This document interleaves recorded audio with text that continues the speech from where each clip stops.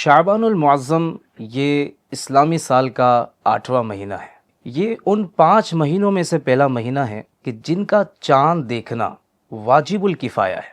واجب الکفایہ اسے کہا جاتا ہے کہ اگر کوئی ایک بھی چاند دیکھ لے تو یہ واجب ادا ہو جاتا ہے۔ ان 5 مبارک مہینوں کا نام کیا ہے؟ شعبان المعظم، رمضان المبارک، شوال المکرم، وہیں ذی القعدہ اور پھر ذوالحجہ۔ یعنی یہ 5 مہینے ہوئے کہ جن کا چاند دیکھنا واجب الکفایہ ہے۔ اسی ماہ مبارک میں رمضان المبارک کے روزوں کی فرضیت کا حکم نازل ہوا۔ شعبان بنا ہے شعبون سے۔ شعبون کے معنی ہے گھاٹی۔ چونکہ اس مہینے میں خیر و برکت کا عمومی نزول ہوتا ہے، اس لیے اس ماہ مبارک کو شعبان کہا جاتا ہے۔ جس طرح گھاٹی پہاڑ کا راستہ ہوتی ہے، اسی طرح یہ مہینہ خیر و برکت حاصل کرنے کا راستہ ہے۔ ہمارے پیارے نبی محمد عربی صلی اللہ علیہ وآلہ وسلم کا فرمان عالی شان ہے۔ اس مہینے کو شعبان اس لیے کہا جاتا ہے کیونکہ اس میں روزہ رکھنے والوں کے لیے بہت سی بھلائیاں شاخوں کی طرح پھوٹتی ہیں، یہاں تک کہ وہ جنت میں جا پہنچتا ہے۔ شعبان المعظم کے مبارک مہینے میں ایک بڑی اہم اور نازک رات بھی آتی ہے جسے ہم شب برات کے نام سے جانتے ہیں۔ شب برات میں اللہ پاک بھلائیوں کے دروازے کھول دیتا ہے، جیسا کہ میرے اور آپ کے پیارے نبی محمد عربی صلی اللہ علیہ وسلم کا فرمان عالی شان ہے۔ اللہ کریم 4 راتوں میں بھلائیوں کے دروازے کھول دیتا ہے۔ نمبر 1 بقر عید کی رات، نمبر 2 عید الفطر کی رات، نمبر 3 شعبان المعظم کی 15ویں رات، کہ اس رات میں مرنے والوں کے نام، وہیں لوگوں کا رزق اور حج کرنے والوں کے نام لکھے جاتے ہیں۔ اسی طرح نمبر 4 عرفہ کی رات صبح فجر تک، کہ یہ وہ مبارک 4 راتیں ہیں کہ جن میں اللہ تعالیٰ اپنے بندوں کے لیے بھلائیوں کے دروازے کھول دیتا ہے اور دعائیں اس رات قبول ہوا کرتی ہیں۔ اللہ پاک توفیق عطا کرے کہ ہم ان راتوں کو اس کی رضا والے کام کرتے ہوئے گزاریں، عبادت کرتے ہوئے، نیک اعمال کرتے ہوئے۔ اللہ نہ کرے کسی کی نماز اگر پہلے سے قضا ہے تو ان راتوں میں نوافل کی جگہ وہ اپنی قضا نمازیں ادا کر لیں، تو یوں انشاءاللہ الکریم اس کی برکتیں زیادہ نصیب ہوں گی۔ وہ نادان جو ان راتوں کو گھومنے پھرنے پر صرف کرتے ہیں، گلیوں میں گاڑیاں گھماتے رہتے ہیں، کرکٹ کھیلتے ہیں اور دوسرے کھیل کھیل رہے ہوتے ہیں، ان کے کفن مارکیٹ میں آ چکے ہوتے ہیں۔ کتنے ایسے ہوتے ہیں جن کی قبریں تیار ہوتی ہیں اور وہ اپنے گھر میں خوشی سے بیٹھے ہوتے ہیں، خوش گپیوں میں مصروف ہوتے ہیں۔ تو ہمیں اس رات کی قدر کرنی چاہیے۔ اس رات میں یہ سمجھے کہ ہمارا اعمال نامہ اللہ رب العالمین کی جناب اٹھایا جاتا ہے۔ 1 سال کا اعمال نامہ کلوز ہوگا اور اگلے دن سے نیا نامہ اعمال شروع ہوگا۔ اللہ پاک ہمیں توفیق عطا کرے کہ ہم اپنے اعمال نامے میں رب کی رضا والے کام درج کروانے میں، لکھوانے میں کامیاب ہو جائیں۔ بڑے خوش نصیب ہیں وہ جو نمازیں لکھوا رہے ہیں، ذکر و اذکار لکھوا رہے ہیں، حرام کاموں سے بچنے کی جو نیکی ہے وہ اپنے اعمال نامے میں درج کروا رہے ہیں۔ رب کی رضا جن کاموں میں ہیں، جنت میں لے جانے والے کام جو ہیں، اعمال جو ہیں، وہ اپنے اعمال نامے میں درج کروا رہے ہیں، بڑے خوش نصیب ہیں۔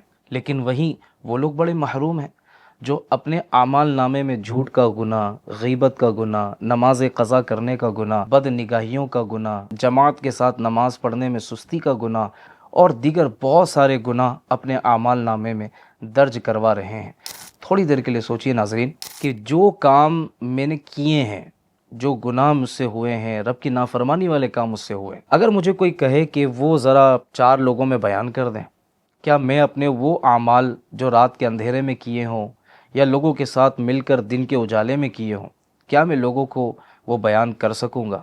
یقیناً آپ کا جواب یہی ہوگا کہ نہیں، مجھے شرم آئے گی، میں کیسے اپنے برے اعمال کو بیان کر سکوں گا؟ قیامت کے دن پر مسلمان کا ایمان ہے، وہ یہ جانتا ہے کہ قیامت کے دن اسے اپنے رب کے حضور حاضر ہونا ہے، جو کچھ اس نے اپنے اعمال نامے میں درج کروایا ہے اپنے رب کے حضور پڑھ کر سنانا ہے، اور وہاں سب کے سامنے سنانا ہوگا۔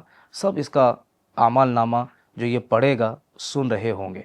کیا وہاں کی ذلت ہم برداشت کر سکیں گے؟ کیا وہاں کی آزمائش ہم برداشت کر سکیں گے؟ ذرا دل پر ہاتھ رکھ کر کبھی خود سے سوال کر کے دیکھیں۔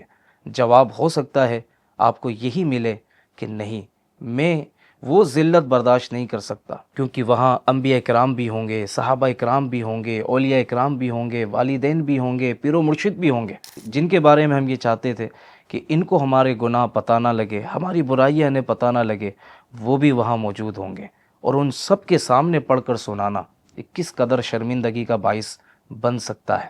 لہٰذا ہم سب کو چاہیے کہ شعبان المعظم کی 15ویں رات آنے سے پہلے ہم اپنے تمام گناہوں سے سچی توبہ کر لیں، نیکیوں میں دل لگائیں، گناہوں سے بچنے کی کوشش کریں۔ اور ویسے بھی یہ جو مہینے چل رہے ہیں بڑے مبارک مہینے، رجب یہ عبادت کا بیج بونے کا مہینہ ہے، شعبان المعظم آب پاشی کا، اس میں ندامت کے آنسو بہانے کا مہینہ ہے، اور رمضان المبارک فصل کاٹنے کا مہینہ ہے۔ ناظرین اکرام، اگر بیج ہی نہ بویا ہو تو پانی کس پر ڈالیں گے؟ جب بیج ہی نہیں ہے اور بیج کی آب یاری نہیں ہے تو فصل کا تو تصور ہی نہیں ہے۔ اگر آپ چاہتے ہیں کہ رمضان میں آپ کو فصل ملے اور اس کی برکتیں ملیں تو آج سے نیت کر لیجئے کہ تمام گناہوں سے بچ کر اپنے رب عز و جل کی رضا والی زندگی گزاریں گے، اور ہر اس دوست سے اپنے آپ کو بچائیے جو آپ کا ہاتھ پکڑ کر سینما گھر کی طرف لے جاتا ہے، گناہ کے اڈوں کی طرف لے کر جاتا ہے، بے حیائی کے کاموں کی طرف لے کر جاتا ہے۔ کب تک اپنے رب کو ناراض کرنے والے کام کرتے رہیں گے؟ کوئی تو زندگی کا ٹرننگ پوائنٹ ہمارا ہونا چاہیے، کوئی تو اینڈ ہونا چاہیے کہ بس بہت نافرمانی ہوگی، اب رب کی رضا والے کام کرنے ہیں۔ اگر آج اس ویڈیو کو دیکھ کر ذہن بن رہا ہے کہ مجھے اپنے رب کی نافرمانی نہیں کرنی چاہیے، کیونکہ میرے رب نے مجھے عبادت کے لیے پیدا کیا ہے، کھانا کمانا، گھر کی ضرورتیں پورا کرنا یہ مقصد نہیں ہے، یہ میری زندگی کی ضرورتیں ہیں، ان کو بھی پورا کرنا ہے اور مقصد کے لیے کوشش بھی جاری رکھنی ہے۔ اللہ کریم ہم سب کو عمل کی توفیق عطا فرمائے۔ یہ بھی یاد رکھیے گا کہ شعبان المعظم کی یہ جو مبارک اور نازک رات ہے، جس میں بڑے اہم فیصلے ہونے والے ہیں، ہمیں نہیں پتہ کہ ہمارے بارے میں کیا فیصلہ ہونا ہے، اپنے رب سے صلح کے لیے آگے بڑھیے۔ اور رب سے صلح کیسے ہوگی؟ اس کی مان کر، اس کی نافرمانیاں کر کے کیسے صلح ہو سکتی ہے؟ اگر آپ چاہتے ہیں کہ رب سے آپ کی صلح ہو جائے تو سب سے پہلا اسٹیپ یہ لیجئے کہ اپنے پچھلے تمام گناہوں سے ایسی سچی توبہ کیجئے کہ دل بھی آپ کا مطمئن ہو کہ اب زندگی بھر کبھی اس گناہ کی طرف نہیں جاؤں گا۔ اور دوسری بات کہ جو رب کی رضا والے کام ہیں اس میں آگے بڑھنے کی سعی کوشش جاری رکھے۔